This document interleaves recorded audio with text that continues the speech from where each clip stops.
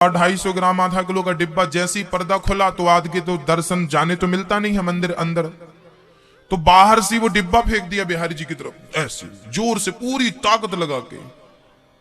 उसको लगा कि मैंने फेंक दिया तो चढ़ गया। उसको ये नहीं लगा कि ये डिब्बा भगवान के मुंह पे जाके लगेगा, तुम भगवान का क्या होगा। बोलो। अच्छा था उसके हाथ में नारियल का गोला नहीं था, नहीं सीधा निशाना भगवान के मुंह पे लगाता। ये केवल आपकी फॉर्मेलिटियां हैं। और आप फॉर्मेलिटियां क्यों करते हैं? क्योंकि आपको डर लगता है, आप डरे हुए लोग हैं। आपको डर लगता है कि यदि ये नहीं करेंगे तो कहीं भगवान नाराज ना हो जाए। याद रखना भक्तों, 100 गालियां देने के बाद भी क्या भगवान नाराज हुए? यदि शिशुपाल की 100 गालियां सहन कर सकते हैं द्वापर युग में, तो तुम्हारी करोड़ों अपराध वो सहन करते हैं, कर ही तो रहे हैं। क्या कर रहे हैं वो तुम्हारे साथ? कुछ गलत कर रहे हैं? कर रहे हैं। उनको अपराध सहन करना आता है। हमारे करोड़ों अपराध यदि वो अवगुण देखने लगे तो वो हमारे ऊपर कभी दृष्टि ही नहीं डालेंगे, क्योंकि हम अवगुण की खान हैं। हम अवगुण की, हम में 2-4 अवगुण होए तो हम गिनाए भी, करोड़ों हमारे भीतर हैं। यदि वो अवगुण देखते होते ना हमारे, तो हम पर कभी दृष्टि ना डाली होती। इसलिए आप ये छोड़ दीजिए कि भगवान अवगुण देखते हैं। बस मेरी मां, आप तो केवल प्रेम करिए, मंदिर जाइए, किनारे बैठिए और बहुत ध्यान से भगवान को देखिए, और बहुत देखिए भगवान की एक एक छटा को देखिए। बिहारी जी के मंदिर जाइए तो उनके सुंदर से बाल देखिए, उनकी सुंदर सी मुकुट देखिए, उनकी सुंदर सी आंखें देखिए, उनकी मुस्कान देखिए, उनके गाल देखिए, उनका गला देखिए, उनकी माला देखिए, उनके सुंदर से चरण देखिए, और इतना प्रेम से भगवान को देखिए, इतनी बार देखिए कि भगवान मंदिर से निकल करके मन मंदिर में आकर बैठ जाएं। यही दर्शन है, यही तो प्रेम है। बोलो। प्रेमी लोग क्या करते हैं? प्रेमी लोग केवल देखते हैं। प्रेमी लोग केवल देखना पसंद करते हैं, केवल देखना। कन्हैया से प्रेम हो तो बस देखो, देखो, देखो, नहीं खूब देखो। एक झलक देखने की प्रबल इच्छा बनी रहे, बस रोज देखो भगवान, उनका मुख देखो, उनकी आंखें देखो। राम ही केवल प्रेम प्यारा। अब सुनना, राम ही केवल फूल प्यारा तो नहीं लिखा, राम ही केवल पानी प्यारा तो नहीं लिखा। बोलो। राम ही केवल चावल फेंक दो, ये तो नहीं लिखा। तो आप सब तो यही करते हैं, करते कि नहीं? क्या करते बताओ? आप लोटा भर जल लेके जाएंगे, शंकर जी के ऊपर डाल देंगे, ऐसे स्नान कराते हैं आप भगवान। ये स्नान केवल फॉर्मेलिटी है, इससे कुछ नहीं होना। आपके बाप दादे मर गए ये सब करते करते, उन्हें किसी ने सही मार्ग नहीं बताया, आप भी वही मार्ग पे चल रहे हैं आज तक। भक्ति का, चलिए बताइए भक्ति का स्वरूप क्या है? आपको क्या लगता भक्ति क्या है? क्या है भक्ति बताओ मैया? किसे कहते हैं भक्ति? गीता में लिखा है भगवान को 4 चीजें बेहद पसंद हैं। कौन कौन सी? पत्रम, पुष्पम, फलम, तोयम, यो में भक्त्या प्रयच्छति। ये गीता में गोविंद कह रहे हैं, गोविंद अर्जुन से कह रहे हैं। भगवान को 4 चीजें बहुत पसंद है। कौन कौन सी? बोले पत्रम। पत्रम कौन सा पत्ता? कौन सा? तुलसी पत्ता। क्या यही पत्ता चढ़ाएं? पत्रम का अर्थ है तुलसी। क्या तुलसी पत्ता मान लें इसका अर्थ? पुष्पम का अर्थ है पुष्प, तो क्या पुष्प मान लें? पत्रम पुष्पम। फलम का अर्थ है तो क्या नारियल फल मान लें? तोयम का अर्थ मीन्स जल, तो क्या ये लोटा भर जल मान लें? इसके पीछे के कारण क्या हमारा धर्म नहीं है कि हम इस विषय को जाने भरपूर और इस पे चलें? पत्रम का अर्थ होता है मेरी मां पत्ता, पर कौन सा पत्ता? तुलसी का पत्ता तो भगवान को चढ़ाओ, पर याद रखना मेरी मां, आपने मुझे बासी रोटी दी तो मैं बासी रोटी कब खाऊंगा पहले ये बताओ? बोलो। मैं आपके घर की बासी रोटी खा सकता हूं नमक के साथ, पर कब? कब? जब भूख हो तब? नहीं, हमें भूख होगी तो भी नहीं खाएंगे आपके घर।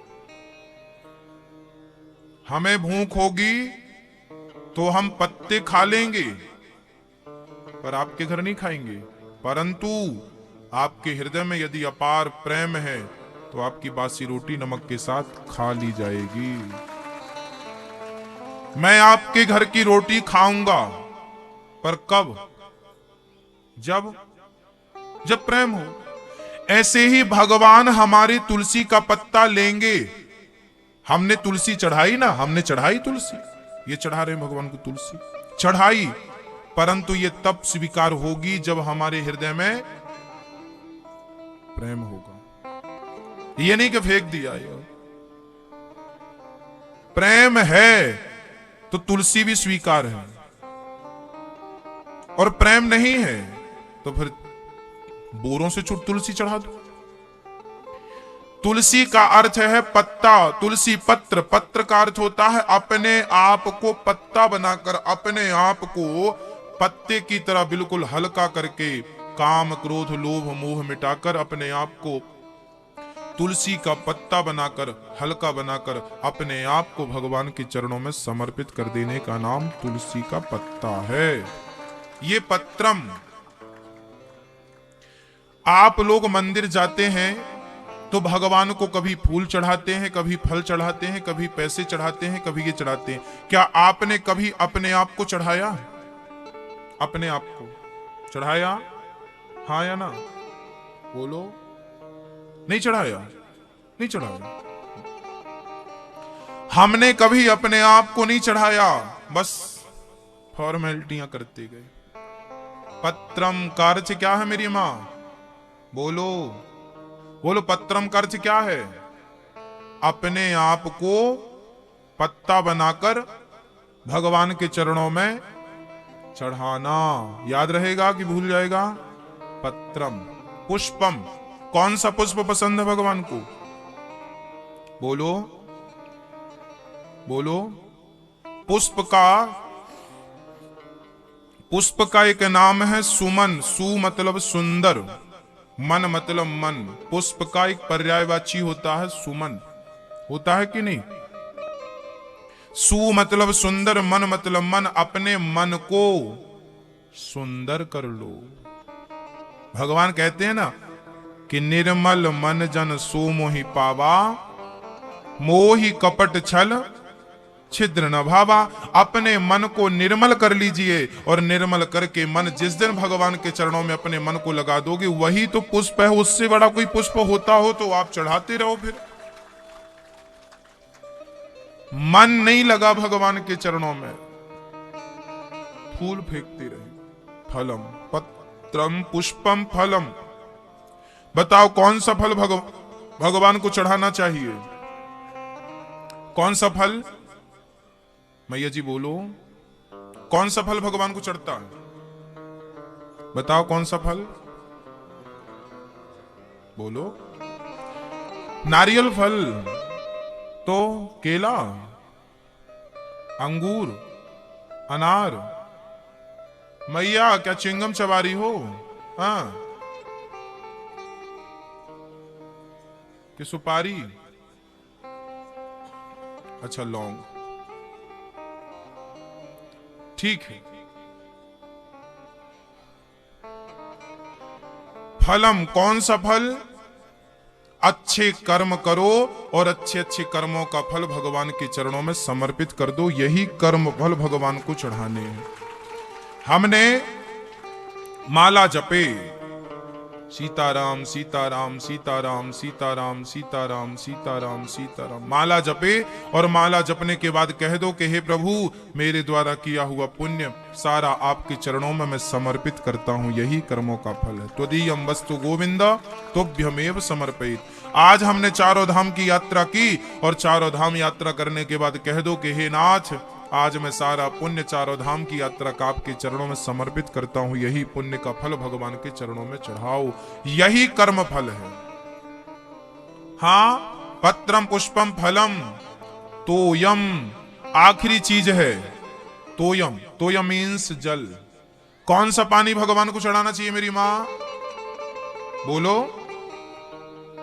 कौन सा पानी चढ़ाना चाहिए भगवान को? हाँ?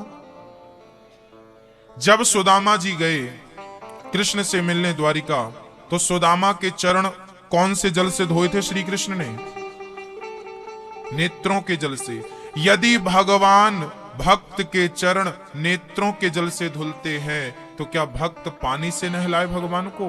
अरे भक्त का भी तो फर्ज बनता है मेरी मां कि आप भगवान से इतना प्रेम करें, इतना प्रेम करें कि अपने आप आंखों से अश्रुधार निकल आए। उन्हीं अश्रुधार भगवान के चरणों में चढ़ा दो, वही सबसे बड़ा जल है।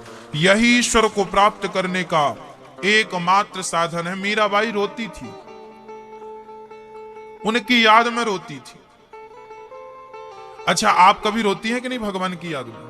कभी आपको भगवान की याद आती है? कभी आंसू आते हैं उनके लिए? अच्छा, आप भगवान को पाना चाहते हैं भैया जी? बोलो हाँ या ना। अच्छा जी, कौन कौन चाहता? हाथ उठाओ।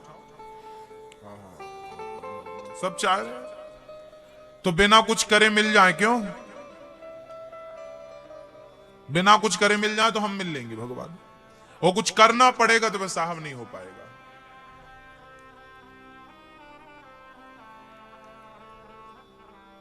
हाँ, कथा का समय 3 बजे है, कुछ लोग 4 बजे आते हैं। तो क्या इन्हें प्रेमी कहा जा सकता है? बताओ, क्या इनमें प्रेमियों के लक्षण हैं? इनमें केवल फॉर्मेलिटियां। चलो, कथा हो रही है, सुने आए। प्रेमी तो ऐसा नहीं होता साहब। प्रेमी तो अपने प्रियतम की एक भी बात नहीं छोड़ता। भगवान की कथा यदि उससे प्रेम होगा तो उसकी एक भी चर्चा हम नहीं छोड़ेंगे। यदि छोड़ रहे हैं तो हम प्रेमी नहीं है साहब। यदि हम आपसे प्रेम करेंगे ना मेरी मां, तो आपकी एक भी बात हम नहीं छोड़ेंगे। छोड़ेंगे क्या? यदि प्रेम नहीं है तो कोई बात। हमारे भारत में केवल फॉर्मेलिटियां रह गई हैं, बस फॉर्मेलिटियां बस। मैं आपसे हाथ जोड़ के विनती करता हूं कि फॉर्मेलिटियां चलो मैं देख सकता हूं, आप देख सकते हैं, पर परमात्मा फॉर्मेलिटियों को पसंद नहीं करता। वो तो सुदामा जैसे प्रेमियों को प्राप्त होता है, मीरा जैसे प्रेमियों को प्राप्त होता है। मिला ही न रघुपति बिनु, जब कह रहे हैं गरज गरज के, तो क्यों नहीं यकीन कर रहे हो? मिला ही न रघुपति बिनु अनुरागा। तुम कर लो ना योग जप तप ज्ञान, कितने भी विद्वान हो जाओ, यदि प्रेमी नहीं है तो सब बेकार है। एक लड़की का विवाह हुआ, लड़की के पिता ने बहुत सारा दहेज दिया, करोड़ों की प्रॉपर्टी दे दी अपनी बिटिया को। जब लड़की ससुराल गई तो वहां पता चला कि लड़की तो अपने होने वाले पति से प्रेम ही नहीं कर रही है। जबकि पिता ने इतना बड़ा फंक्शन किया, शादी करी, करोड़ों रुपए खर्च किए, पर बेटी का उसके होने वाले पति से प्रेम ही नहीं हुआ। तो क्या करोड़ों की शादी अब सफल रही? बोलो हां या ना। क्या अब सार्थक हुई? हाँ नहीं। क्यों सफल नहीं हुई? क्योंकि लड़की के पिता ने तो चाहा था कि मैं इतना सब इसलिए कर रहा हूं ताकि हमारी बेटी अपने होने वाले पति के साथ प्रेम से रहे, खुश रहे, पर वो प्रेम हुआ ही नहीं। तो इतना दहेज देना बेकार हो गया। उसी प्रकार तुमने भी बहुत पूजा की, बहुत पाठ किया, बहुत बार मंदिर गए, परंतु जिससे प्रेम होना था प्रेम ही नहीं हुआ, तो सब कुछ बेकार है। जैसे लड़की का प्रेम नहीं हुआ उसके पति से, तो दहेज और करोड़ों की शादी खर्च करना सब बेकार हो गया। ऐसे हमारे भी बहुत, हमने यज्ञ किए, जप किए, तप किए, पूजा करी, पाठ किया, चारों धाम गए और खूब सागर गंगा सागर नहाए, पर भगवान के श्री चरणों में प्रेम नहीं हुआ, तो सब कुछ करना बेकार है। अच्छा, आप लोग ने अभी हाथ उठा के कहा कि हम लोग प्रेम करते हैं भगवान से। आप लोगों ने अभी कहा कि हम भगवान को प्रेम करते हैं ना आप लोग? अच्छा, आप लोग भगवान से प्रेम करते कि नहीं? एक बार बताओ हमें, हाथ उठा के। सब करते, बस हमें यकीन हो गया आप लोग करते। बस हमें एक बात और बताओ मैया, आप बताना पहले।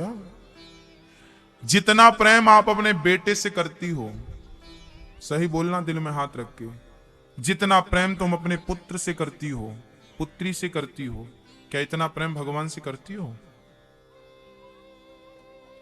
बोलो। यदि करती हो तो मैं आपको प्रणाम करता हूं। यदि करती हो मां तो मैं आपके चरणों में प्रणाम करता हूं, और नहीं करती हो तो आपसे निवेदन करूंगा कि जितना प्रेम तुम अपने पुत्र से करती हो, जितना ख्याल अपने पुत्र का रखती हो, जितनी चिंता अपने पुत्र की करती हो, जितनी याद अपने पुत्र की करती हो, इतनी याद जिस दिन भगवान की करना शुरू कर दोगे तो कल्याण हो जाएगा। आज शाम को आपका बेटा घर ना लौटे ना तो आपको नींद नहीं आएगी, क्योंकि बेटे से बहुत प्रेम करती हो आप।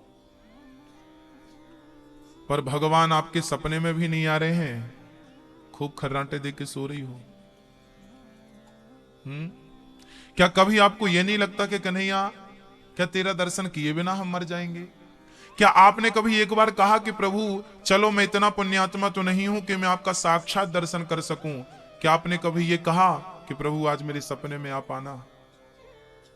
बताओ मेरे दादाजी, मेरे भैया जी, जितना पुत्र से आप प्रेम करते हो, दिल में हाथ रख के बोलना कि इतना ईश्वर से करते हो। बोलो। यदि करते हो तो मैं आपके चरणों में फिर प्रणाम करता हूं, और नहीं करते तो आपसे हाथ जोड़ के प्रार्थना करूंगा कि जिस दिन उतना प्रेम जितना तुम अपने पुत्र से करते हो, जिस दिन उतना प्रेम कन्हैया से कर लोगे ना, बस उतने ही प्रेम में तुम्हें परमात्मा प्राप्त हो जाएगा। ज्यादा नहीं करना, तुम्हें ज्यादा नहीं करना मेरी मां। एक बार तो कम से कम भगवान से मिलने की इच्छा रखो। एक बार तो कहो, एक बार तो कन्हैया से कहो सामने बैठ के कि प्रभु क्या दर्शन दिए बिना मैं मर जाऊंगी या मर जाऊंगा? एक बार तो कहो। एक बार तो प्रार्थना करो सोने के पहले कि प्रभु आज सपने में आओ, आज सपने में आके दर्शन तो दो, हम एक बार देखें तो सही कि आप हो कैसे। एक बार तो भगवान से मिलने की इच्छा रखो। और मेरे भाई मेरी मां, जब तक भक्त की प्रबल इच्छा नहीं होगी भगवान से मिलने की, भगवान कहेगा कि तेरा काम चल रहा है सो चल, चला काम, मेरी जरूरत कहां है? एक बात बताना, पानी में 3 लोग रहते हैं, रहती तो बहुत सारे जीव जंतु हैं, पर मैं 3 की बात करता हूं। एक है कछुआ, एक है सर्प सांप, तीसरी है मछली। यदि हम कछुए को पानी से निकाल दें तो क्या कछुआ मर जाता है? यदि हम सांप को पानी से निकाल दें तो क्या सांप मर जाता है? नहीं। परंतु विडंबना तो बेचारी मछली की है कि उसको पानी से निकाल दो तो मर जाती है। जैसे कछुए के पास और सर्प के पास ऑप्शन है कि वो जल के साथ थल में भी रह सकता है, पर ऑप्शन किसके पास नहीं है? बस जब तक आपके पास ऑप्शन होंगे मेरी मां, तब तक वो कन्हैया नहीं मिलेगा। आपके पास ऑप्शन है आपका बेटा प्रेम करने के लिए, आप कर रहे हो। आपका ऑप्शन है पति पत्नी, पैसा, परिवार, घर द्वार, हम लोग इनसे प्रेम कर रहे हैं। पर बेचारी मछली, जिस दिन मछली पानी के लिए, जैसे मछली तड़पती है तड़पती है तड़पती हो, पानी नहीं मिलता तो क्या होता है? मर जाती है। बस जैसे मछली पानी के लिए तड़पती है, जिस दिन तुम कृष्ण के दर्शन के लिए तड़पोगी ना मेरी माँ और मेरे भाई, उसी दिन ईश्वर तुम्हें प्राप्त हो जाएगा। वो तड़प होनी चाहिए, वो तड़प जैसे मछली तड़पती है। और तुम कितने भी मंदिर, कितने भी चारों धाम कर लेना, कितने भी गंगा सागर नहा लेना, यदि तुम्हारे अंदर तड़प नहीं है तो करोड़ों जन्म तुम ले लो, कोई फर्क नहीं पड़ता तुम्हारे चारों धाम से। यदि तड़प नहीं है उस परमात्मा को पाने की, तड़प तड़प मछली की तरह बोल रहा हूं मैं, उस कृष्ण को पाने की एक तड़प तो हो। एक बार तो कहो से कन्हैया सपने में आके दर्शन दे दे, एक बार तो कहो, उसका चिंतन तो करो, उसकी याद तो करो। उसके चिंतन में, उसकी याद में जब तुम सोओगी ना मेरी माँ, उसको याद करके रात्रि को, यदि उसकी याद में तुमने सोना शुरू कर दिया, अभी आप लोग बिस्तर पे जाते हैं, जग जंजाल को याद करते हैं, फलाना ढिमका, ये वो सब याद करते हैं। सब छोड़िए झंझट, सोने के पहले बस परमात्मा को अपने हृदय में बिठाइए और उन्हीं का चिंतन करते करते उनका नाम नारायण नारायण नारायण जपते जपते जपते जपते सो जाइए। 15 दिन के भीतर आपको सपने में भगवान का दर्शन ना हो जाए तो आप जो सजा देंगे हमें मंजूर है। बस वो प्रेम हो। उद्धव जी ज्ञानी तो थे मेरी मां, केवल प्रेमी नहीं थे, इसलिए भगवान ने उन्हें कहां भेजा? कहा घनश्याम ने उद्धव से वृंदावन जरा जाना, वहां की गोपियों को ज्ञान का कुछ तत्व समझाना। विरह की वेदना में वे सदा बेचैन रहती हैं, तड़प कर आह भरती हैं और रो रो कर ये कहती हैं। उद्धव जी चले, उद्धव जी चले, और जब उद्धव जी वृंदावन पहुंचे ना, तो वहां गोपियां बैठी थी। सारी गोपियां कृष्ण को याद कर रही थीं। गोपियां जब भी बैठती तो फिजूल की चर्चाएं नहीं करती, मेरे कृष्ण ने कैसे मक्खन चुराया था।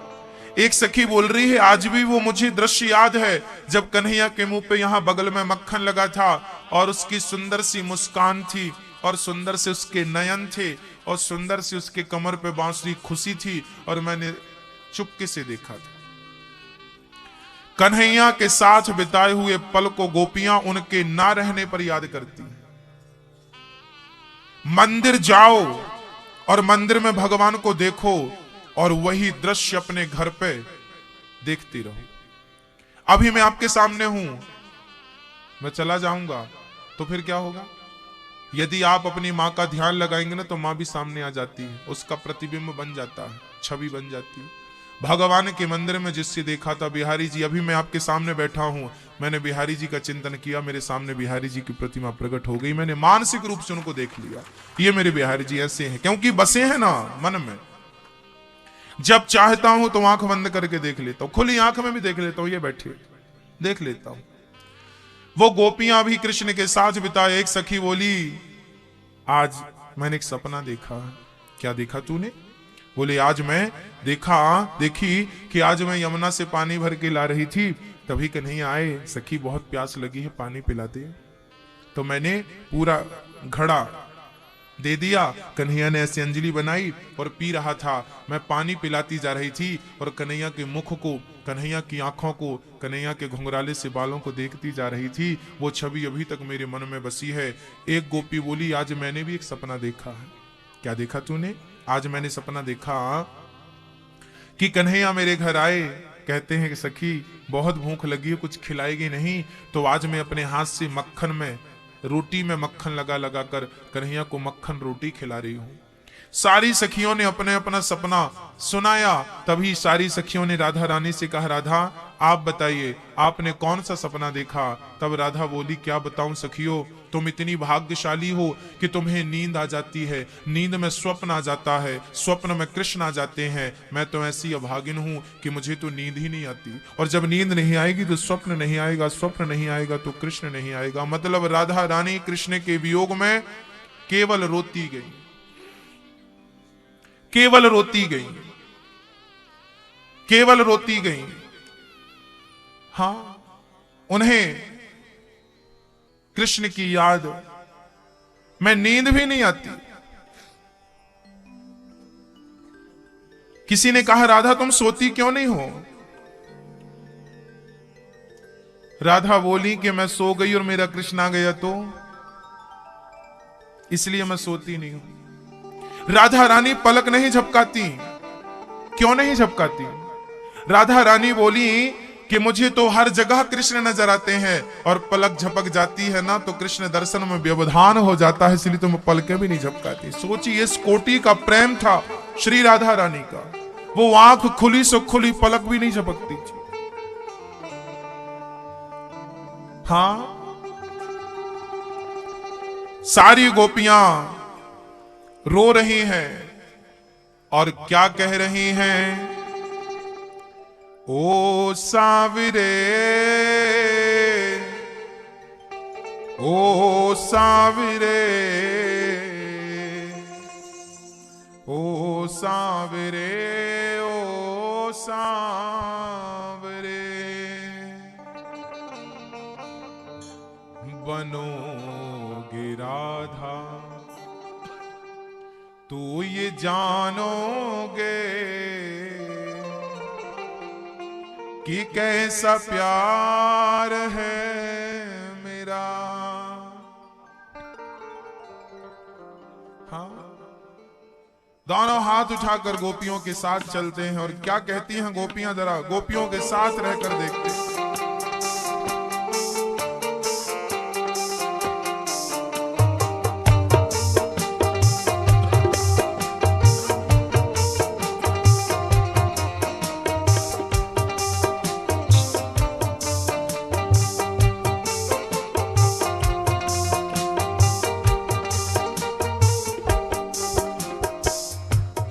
गोपियां कहती हैं कन्हैया जाना ही था तो ये क्यों कह के गए कि 2 दिन बाद आ जाएंगे, और कह के गए थे तो आ जाते। उद्धव जी बोले क्या करें गोपियों, उनकी मजबूरी थी, वो नहीं आ सके। गोपियां महान क्यों बन गईं? क्योंकि उन्होंने कृष्ण का इंतजार किया, रोती रही जब तक नहीं आए, उनकी याद में खोई रही, सुबह से शाम तक उस कृष्ण की चर्चा करती रही। दुनिया ताने मारती तो चलो मार लो, जब को उस कृष्ण पर आरोप लगा रही हैं गोपियां कि तुम प्रेम नहीं जानते। ये आरोप क्यों लगा रही हैं? क्योंकि वो प्रेमी है। यदि प्रेमी है तो हम प्रेमी को आरोप लगाएं कोई बात नहीं, ये तो प्रेम है तो चलता है, और प्रेम नहीं है तो फिर कुछ भी नहीं चलता।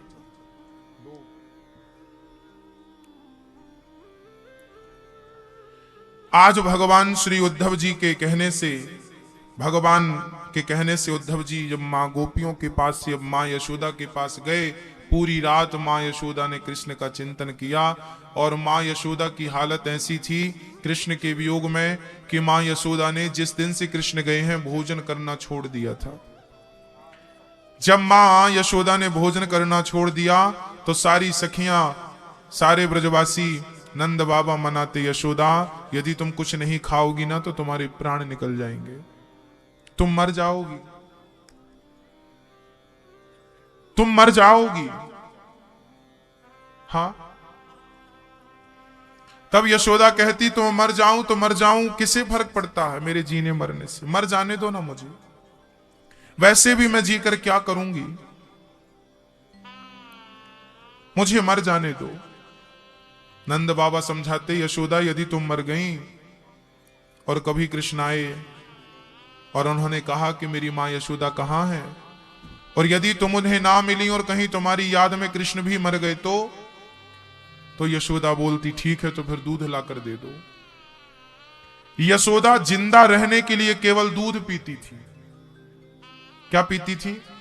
केवल दूध, और वो भी इसलिए नहीं कि मुझे स्वस्थ रहना है ना, केवल कृष्ण आएगा तो जब कह के गया है तो आएगा जरूर, कभी आए और बोला कि मां कहां है मेरी यशोदा मां, तो कम से कम मैं अपने पुत्र को गले से तो लगा सकूं।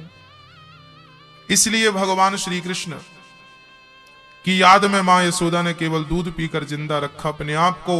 उद्धव जी ज्ञानी बनकर आए, जब गोपियों का और मां यशोदा का प्रेम देखा तो यशोदा के चरणों की रज पे और गोपियों के चरणों की रज में, गोपियों के साथ गोपियों की रज में स्नान करने लगे श्री उद्धव जी महाराज, रज में डूब गए, ब्रज रज में।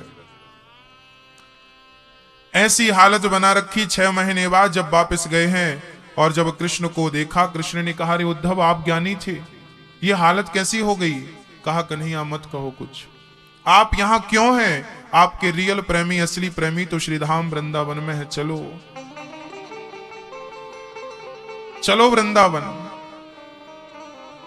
जैसे ही वृंदावन की ओर कन्हैया का हाथ पकड़ के ले जाना चाहा श्री उद्धव जी ने, अक्रूर जी, श्री उद्धव जी ने, भगवान ने रोका, कहां ले जा रहे हो? बोले वृंदावन। तब भगवान ने अपने हृदय में वृंदावन को प्रकट कर दिया और उद्धव जी को हृदय में ही वृंदावन का दर्शन करा दिया। उद्धव, मैं एक पल के लिए अपनी गोपियों से, अपनी मां यशोदा से दूर नहीं हूं, हर पल में अपनी गोपियों के साथ हूं उद्धव, साथ हूं। आज उद्धव की आंख खुल गई और ज्ञानी उद्धव प्रेमी बन गए। बिना प्रेम के कल्याण नहीं होगा भक्तों, कितने भी आप कुछ कर लो, लाख उपाय कर लो, मोहन प्रेम बिना नहीं मिलते, चाहे कर लो कोटि उपाय। हाँ, भगवान श्री कृष्ण भगवान श्री कृष्ण अब आगे की चर्चा करते हैं। भगवान का दूसरा विवाह संपन्न, पहला विवाह रुक्मणी से हुआ। रुक्मणी के पुत्र का नाम हुआ है प्रद्युम्न। प्रद्युम्न का सम्रासुर ने हरण कर लिया। सम्रासुर ने हरण किया है। प्रद्युम्न ने बड़े होकर सम्रासुर को मारा, रति से विवाह किया, द्वारिका लौट के आए। ये प्रद्युम्न कोई और नहीं, कामदेव थे। भगवान शिव की तीसरी आंख खुली, जल के भस्म हो गए थे। आज शरीर को लेकर वो कृष्ण के पुत्र के रूप में प्रकट भय, रति से विवाह करके लौटे। राजा परीक्षित ने कहा, गुरुदेव मैंने सुना है भगवान ने बहुत सारे विवाह किए हैं, आपने तो एक ही विवाह की कथा सुनाई। सुनाते हैं, सुन। भगवान का दूसरा विवाह हुआ है जामवंत की बेटी जाम्बवती से। द्वारिका में एक सत्रजित नाम के यादव जी थे। वो सूर्य भगवान की काफी पूजा करते थे। एक दिन सूर्य भगवान ने प्रसन्न होकर उन्हें एक मणि प्रदान की, श्यमंतक मणि। वो मणि इतनी प्रभावशाली थी कि वो लगभग 100 किलो सोना रोज देती थी। अब 100 किलो सोना पाकर सत्यजित जी तो देखते देखते लखपति बन गए, करोड़पति बन गए। संदेशा भगवान को दिया गया कि भाई इनके पास इतना धन कहां से आ रहा है। कृष्ण ने देखा कि इनके पास एक मणि है। कन्हैया ने कहा, देखो ये मणि आप हमें दे दो, यदि राजकोष में रहेगी तो प्रजा का उत्थान इससे होगा। सत्यजित से मणि मांगी भगवान ने। सत्यजित ने साफ इनकार कर दिया, मैं नहीं दे सकता, मेरी मणि मैं अपने पास रखूंगा। ठीक है, भगवान ने दोबारा कहा भी नहीं। एक दिन सत्यजित के भाई प्रसेन वो मणि पहन के जंगल गए और उनका शिकार हो गया। प्रसेन जी मर गए, जंगल के बब्बर शेर ने शिकार कर लिया। तभी वहां पर जाम्बवंत जी ने आकर शेर को मारकर वो मणि ले जाकर अपनी बेटी जाम्बवती को दे दी। अब श्री कृष्ण पर आरोप लगा कि आपने वो मणि चुरा ली। अच्छा, भगवान ने मणि चुराई नहीं थी, मणि तो पहन के गए थे उनके भाई सत्यजित के। उनका शिकार हो गया, पर मणि ना मिलने से सत्यजित को लगा कृष्ण ने मणि मांगी थी, हमने नहीं दी, इसलिए हमारे भाई को मारकर इन्होंने मणि चुरा ली। भगवान को झूठा कलंक लगा। अच्छा, भगवान को भी कलंक लगता है मेरी मां। क्यों लगता है? क्योंकि भगवान ने गणेश चतुर्थी के चंद्रमा को देखा था एक बार। जो गणेश चतुर्थी के चंद्रमा को देखता है उसे कलंक निश्चित लगता है। जो आपन चाहे कल्याणा सुजसु सुमति शुभ गति सुख नाना, सो पर नारी लीलार गुसाई, तजाऊ चौथ के चंद्र की नाई। रामचरितमानस में लिखा है। जो स्त्री अपना कल्याण चाहती है वो पर पुरुष को बिल्कुल ना देखे, और जो पुरुष अपना कल्याण चाहता है वो पराई नारी को बिल्कुल ना देखे। अब प्रश्न ये खड़ा हुआ कि देखे नहीं तो बाजार निकले तो क्या आंखों में पट्टी बांध के निकले? क्या आंखों में काली पट्टी बांध लें? भाई आप कह रहे हैं देखो ही मती, तो देखना तो पड़ेगा, देखना पड़ेगा, पर कैसे देखना पड़ेगा? शास्त्र वो दृष्टि देते हैं, जरा समझिएगा। यदि पुरुष लोग स्त्रियों को देखते हैं तो कैसे देखें? आपसे उम्र में कोई स्त्री बड़ी है, उसे देखो वैसे ही जैसे अपनी मां को देखते हो। बराबर की हो उसे वैसी देखो जैसी अपने बहन को, और छोटी है तो वैसे जैसे बेटी को। इस दृष्टि से नारियों को देखोगे तो क्या कोई दोष है? कोई बुराई है? अच्छा, संसार बदलना हो, सृष्टि बदलनी हो तो पहले क्या बदलना पड़ेगा? बोलो बोलो। सृष्टि बदलने के पहले हमें अपनी दृष्टि बदलनी पड़ेगी, नजरिया देखने का। क्योंकि संसार कैसा है? संसार कैसा भी नहीं है, हमारा नजरिया जैसा है संसार वैसा ही है। हाँ, संसार अच्छा तब होगा जब आपका नजरिया अच्छा होगा, आपकी सोच अच्छी होगी। आइए हम थोड़ी सी बात करते हैं आपको बदलने की। आप अपने आप को बदलना चाहते हैं, कैसे बदलेंगे? हम चाहते हैं कि हमारे भारत के लोग जागरूक हों, तो क्या कह देने से जागरूक हो जाएंगे? बोलो, नहीं ना, कह देने से तो नहीं होगा, करने से होगा। स्वयं को करना पड़ेगा। अच्छा, स्वयं क्या करना पड़ेगा? हमें हम ऑक्सीजन लेते हैं, लेते हो कि नहीं आप लोग? हम तो लेते हैं, आप लेते हो कि नहीं? बोलो, आप लोग लेते हैं ऑक्सीजन? साहब आप लेते हैं? आप ऑक्सीजन लेते हो, ये बताओ ऑक्सीजन लेते हो तो आपको ऑक्सीजन देता कौन है? कौन कौन कौन? पेड़, वृक्ष, सारे वृक्ष। अब ये बताओ, आपने कभी वृक्ष लगाए?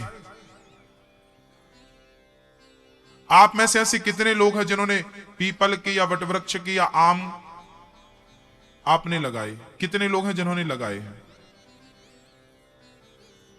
केवल इतने लोग, जिनको उंगलियों से गिना जा सकता है, इतने हैं। आप में से इतने लोगों ने लगाए। अच्छा, लगाए तो थे, बताओ वो बचा कि नहीं बचा? चलो अच्छा, आपने पेड़ लगाए। श्वास सबको चाहिए, ऑक्सीजन सबको चाहिए, पर कहो कि पेड़ लगाया करो। नहीं नहीं नहीं, पेड़ नहीं लगाएंगे। आपका घर बहुत बड़ा है, परंतु आपके घर में एक भी पेड़ नहीं लगा। तो क्या ये आपके घर में यदि 4 सदस्य हैं, हिसाब तो यही होता है कि आपको 4 पेड़ लगाना चाहिए, क्योंकि 4 लोगों को ऑक्सीजन मिलेगी। प्रकृति से कुछ ले रहे हो तो उसे वापस करना चाहिए कि नहीं? क्या ये हमारा फर्ज नहीं है? क्या हमारा भारत बिना पेड़ लगाए बदल जाएगा? बोलो मेरी मां, क्या हमें पेड़ नहीं लगाना? पेड़ लगाया करो। आज से संकल्प लेके जाओ, पेड़ लगाएंगे, कम से कम एक पीपल का पेड़ लगाएंगे। एक ऐसा पेड़ लगाना मेरी मां, एक ऐसा पेड़ लगाना कि हमारे और आपके मरने पर भी वो पेड़ किसी को छाया देता रहे, किसी चिड़िया का घोंसला बनता रहे। इससे बड़ा पुण्य कुछ नहीं है। यह भी एक पुण्य है। पिछले जमाने में हमारे बुजुर्ग लोग, हाँ अभी रुक जाइए, किसका कर लो? अच्छा कर लीजिए, कर लीजिए, कर लीजिए, कर लीजिए, पहना दीजिए माला। भक्तों, हमारे संजू जी सापत्नी परिवार सहित गुरु माता है इनकी, इनके कुल गुरु हैं, उनके गुरु जी की धर्म पत्नी मैया जी। चलो 5 नहीं, हम आपको 2 बोल रहे हैं, 3 छोड़ रहे हैं। आप 2 लगाना और 2 लगा करके उन्हें बचाना, जब तक बड़े ना हो जाएं, उनकी परवरिश करना। बस यही कर लो, बहुत है आपके लिए। 2 ही लगा लो, चलो 2 ना तो 1 तो लगाओ। हम 10 कह के चले जाएं, लगाओगे आप 1 भी नहीं, हमें सब पता है। यहां तो बस 10 भी सब बोल दोगे आप। हाँ, तो आप ये बताओ कि कम से कम 1-1 पेड़ लगाने का आज संकल्प कौन कौन लेगा? जो लगाएं और परवरिश करें, वो संकल्प लेने हाथ उठाएं। बोलो, अच्छे लोग हाथ उठाएंगे। हाँ भैया, आप नहीं लगाओगे पेड़? आप ऑक्सीजन नहीं लेती होंगी ना? लेते नहीं महाराज जी, हम क्यों लगाएंगे? अच्छा, यदि हम अपना वातावरण नहीं बदलेंगे, अपने आप को नहीं बदलेंगे, अपनी दिनचर्या को नहीं बदलेंगे, तो क्या हमारा मानपुर, क्या मध्य प्रदेश, क्या भारत बदल सकेगा? आप अपनी दिनचर्या को बदलिए, अपने सोच को बदलिए, आसपास के वातावरण को बदलिए, तब ना देश बदलेगा। तो बताइए, आज से आप सभी लोग कम से कम 1-1 पेड़ लगाएंगे, और वो भी बट वृक्ष लगाएंगे, पीपल का वृक्ष लगाएंगे, आम का वृक्ष लगाएंगे, नीम का वृक्ष लगाएंगे, अशोक का वृक्ष लगाएंगे। ये सब लगाएंगे। कौन कौन लगाएगा? हाथ उठा के बताओ। सब लगाएंगे? वाह, सब लगाएंगे। लगाएंगे ना? पेड़ लगाएंगे आप लोग? अच्छा, लगाइए। अच्छा मैया, आपके मानपुर में 1 लीटर पानी कितने का मिलता है? कितने का? 1 लीटर बोतल पानी कितने का मिलता है? 20 रुपए का पानी। आप क्या मिलता? पानी 20 रुपए लीटर। सही बोल रहे हैं आप लोग, मिलता है। 1 बोतल पानी 20 रुपए का मिलता है, बिल्कुल सही बोल रहे हैं आप लोग। और मैं मानपुर में रोज देखता हूं, बहुत सारे घरों में ना टंकियां भर जाती हैं, फिर भी पानी बहता रहता है। लगभग 100 लीटर पानी बह जाता होगा। यदि मशीन 15 मिनट भी चालू रह गई, 20 मिनट भी चालू रह गई पानी भरने के बाद, तो बह गया कि नहीं? 100 लीटर पानी बह गया, और 20 रुपए लीटर पानी है, और 100 लीटर बह गया, तो कितना हो गया पैसा? बोलो, 2000 हो गया कि नहीं? हाँ या ना? गणित कमजोर है हमारी, बता दो हिसाब। 100 लीटर पानी बह गया और 1 लीटर पानी 20 रुपए का है, कितना हुआ? 2000 हो गया। तो आप लोग 2000 रोज बहा रहे हैं। यदि आपने 50 लीटर पानी बहाया तो 1000 हुआ। यदि आपने 25 लीटर पानी बहाया तो 500। बोलो। तो यदि 25 लीटर पानी भी आपका फिजूल में रोज बह रहा है तो आपको 500 रुपए लीटर के हिसाब से जा रहे हैं कि नहीं? तो क्या ये पानी बहाना, क्या हम भारतवासियों की जिम्मेदारी नहीं है कि अब हमारे, पहले तो नदियां थी, कुएं तालाब भरे थे, तो पहले पानी की दिक्कत नहीं थी। आजकल सब सूखा पड़ा, नदियां भी सूख जाती हैं और कुआं भी सूख जाते हैं, तालाब भी बड़े बड़े सूख जाते हैं। तो क्या पानी बचाना अब आपकी और हमारी जिम्मेदारी नहीं है या नहीं? दादाजी आपकी है या नहीं? बोलो मेरी मां, पानी बचाओगे? बचाएंगे। टंकी भर गई तो समय से आप बंद करेंगे ना, उसे करेंगे ना भैया जी? अच्छा, आप लोग ब्रश करने में कितना लीटर पानी लेते होंगे? बोलो। नल खुला रहता हो, साहब का ब्रश होता रहता है। कई लोगों को हमने देखा पानी सड़क पे फेंकते, सड़क धुलते हैं। आपके गांव में भी कुछ ऐसे मूर्ख होंगे जो सड़क धुलते रहते हैं। क्या धुलते हैं? पानी से सड़क। अरे भाई, सड़क तुम धुल रहे हो पानी से, तो तुम्हारे धुलने से धुल जाएगी, वो सड़क है फिर से गंदी हो जाएगी। झाड़ू लगा लो, ठीक है, और जोर से फेंको भैया, और जो, वाह, पहुंच गए भगवान तक, बहुत सारा फेंक दो। जे बात, नारियल हो तो वो भी फेंको।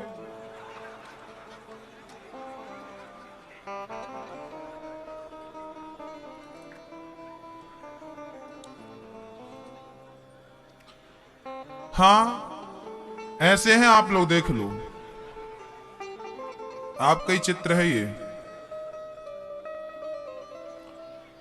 पानी बचाइए मेरी मां, जितना जरूरी है उतना यूज करिए, बाकी पानी बचाइए। जल बचाना और पेड़ लगाना अब हम भारतीयों की प्रथम प्राथमिकता है या नहीं? हमारा कर्तव्य हो रहा है कि नहीं? अब कौन कौन बचाएगा? आप सभी से मेरी प्रार्थना है कि बरसात में जब पानी आपके छत पे गिरता है तो आप जरूर एक वाटर हार्वेस्टिंग घर पे बनवाएं। एक 5 फीट का गड्ढा घर पे खुदवाएं, उसमें बड़े बड़े पत्थर डलवाएं, रेत डलवाएं और छत के पानी का कनेक्शन उस पे कर दें और उसको फिर बराबर कर दें। तो क्या होगा? छत का पानी जो बरसात में लाखों लीटर जो आपकी छत पे पानी गिरता है 4 महीने में, वो सारा पानी कहां जाएगा? अब जमीन के अंदर जाएगा। अभी कहां जाता है? अभी तो नाली में जाता, नाली नाले में, नाला नदी में, नदी समुद्र में, खत्म बात। पानी आपके यहाँ मानपुर में कितना पानी मिलता है? जमीन कितना खोदनी पड़ती है? बोर कितना करना पड़ता है? बोलो। 100 फीट, 200 फीट, 300 फीट, 300 फीट आपके यहां देख लो। आपके यहां 300 फीट में पानी है और हमारे यहां 50 फीट में पानी है, क्योंकि हमारे यहां सब जागरूक है, सबने वाटर हार्वेस्टिंग करवा रखी है। छत का पानी, बरसात का पानी यदि जमीन के भीतर जाएगा, छत का पानी जमीन के भीतर जाएगा तो पानी का लेवल ऊपर आएगा, पानी का स्तर ऊपर आएगा। फिर आपको 300 फीट में नहीं, 50 फीट में पानी मिलना शुरू हो जाएगा। तो भारत माँ, जो जिसे तुम भारत माता कह रहे हो ना, अरे भाई, वो माता की छाती तुमने फाड़ डाली है, पानी सारा पी लिया छाती का।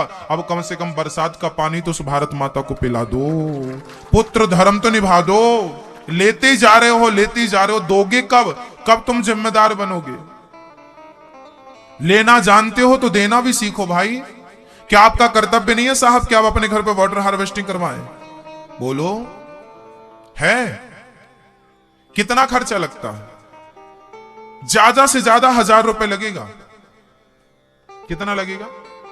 अधिक से अधिक 1000 रुपए लगेगा। अरे हम कहते हैं 2000 भी लग जाए तो क्या 2000 में यदि लाखों करोड़ों लीटर पानी बच रहा है तो क्या नुकसान है?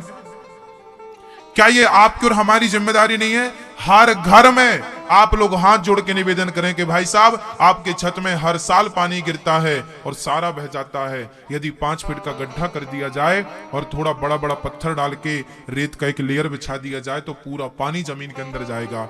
यही तो भारत भक्ति है, यही तो मातृभक्ति है। जरूरी थोड़ी है कि हम बंदूक हाथ में लेके जब सैनिक बन के जाएंगे पाक बॉर्डर में खड़े होंगे तो ही हम देश के सैनिक और देश की सेवा कर सकें। क्या पानी बचाकर आप देश की सेवा नहीं कर सकते?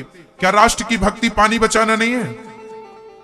क्या पेड़ लगाना राष्ट्र की भक्ति नहीं है? मेरी मां बोलो। यदि राष्ट्र भक्ति देश में पानी बचाना है, पेड़ लगाना है, तो आइए हम देश की सेवा करते हैं, पेड़ लगा करके और पानी बचा के। संकल्प लेते हैं कि हम सभी को, आप में से हाथ उठा के हमें बताएं कि कल के कल में आप लोग अपने घर पे 15 दिन के भीतर वाटर हार्वेस्टिंग करवाएंगे। कौन कौन करवाएगा? हाथ उठा के बताओ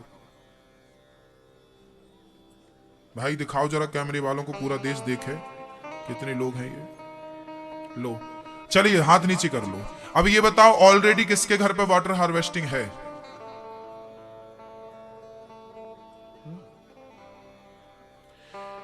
है भी नहीं और करना भी नहीं, हाथ भी नहीं उठा रहे साहब आप लोग। तो हमने कोई गलत बात कह दी क्या? हमने पानी बचाने का बोल दिया तो गलत कह दिया आपसे? यदि अच्छा लगा तो करो ना भाई साहब, करो। ये हमारी जिम्मेदारी है। नहीं ऐसा ना हो कि आपके आने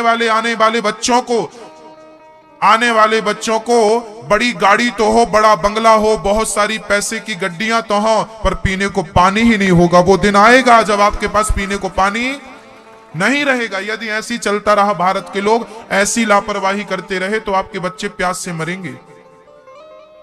पानी नहीं बचेगा पीने को। बहुत सारे गांव खाली हो गए, आपको पता होना चाहिए। इस बार की गर्मी में चेन्नई में पानी नहीं था, आपको याद होना चाहिए। वहां के करोड़पति आदमी भागे बाहर की तरफ के, चलो भाई गांव खेड़े की तरफ भागे, पानी तो मिलेगा। इसी साल गर्मी ने सबको दिखा दी। टेलर था ये, पिक्चर पूरी बाकी है। ऐसे सोते रहे तो प्यास से मर जाओगे। एक दूसरे का मर्डर होगा पानी के लिए। वो दिन दूर नहीं है, इसलिए जाग जाओ। जागेंगे ना आप लोग? मुझे विश्वास है करेंगे ना वाटर हार्वेस्टिंग। और जो टीवी पे सुन रहे हैं कथा, आपसे हाथ जोड़ के प्रार्थना, साहब अपने घर पे जरूर पानी बचाना। ये हम भारत लोगों की, भारतवासियों की यही भारत भक्ति है, मातृ सेवा है, भारत जी की सेवा है, भारत माता की सेवा। केवल जयकारा, भारत माता की जय, भारत माता की जयकारा लगाने से काम नहीं होगा। अब भारत माँ की रक्षा करना है तो जल और वृक्ष लगाना शुरू कर दीजिए। यही भारत माँ की रक्षा है और कोई रक्षा नहीं है। बाकी रक्षा हमारे देश के जवान कर ही रहे हैं। हाँ, भगवान श्री कृष्ण को कलंक लगा, जो नारी अपने पुरुष को छोड़कर पराये पुरुष को देखती है, उस नारी को कलंक लगता है, उस पुरुष को कलंक लगता है। आज मैं छोटी सी एक बात और निवेदन करता हूं, हर कथा के माध्यम से इस कथा में फिर दोहरा देता हूं। आज हमारे भारत में एक बहुत बड़ी विडंबना है। आज हमारे छोटे छोटे बच्चे बहुत परेशान हो रहे हैं अपने जीवन को लेकर। ये छोटे छोटे बच्चे ना अपने चरित्र से गिरते जा रहे हैं। आजकल नौजवान बच्चे 18 साल की बेटियां, 20 साल के बच्चे, 18-20 साल के बच्चे, ये सब चरित्र से, लगभग बच्चे चरित्र से गिरते जा रहे हैं। सारे नहीं, बहुत सारे बच्चे। इन्हें पता नहीं कि इनके जिंदगी का डिसीजन इन्हें कैसे लेना है, बस कर लिया, डिसीजन ले लिया। उसके बाद का जो पश्चाताप है वो बाद में पश्चाताप करेंगे, रोएंगे, पर निर्णय गलत ले लेते हैं। एक छोटी सी घटना मेरे सामने थी, मैंने आपको सुनाना चाहा, वो सुना रहा हूं, सुनिए। एक लड़की की माँ रोती रोती मेरे पास आई। एक लड़की की माँ रोती रोती मेरे पास आई। मैंने कहा, माँ क्या हुआ, क्यों रो रही हो? उस माँ ने कहा, गुरुजी मेरी बेटी ने मुझे धोखा दे दिया। बेटी ने धोखा कैसे दे दिया?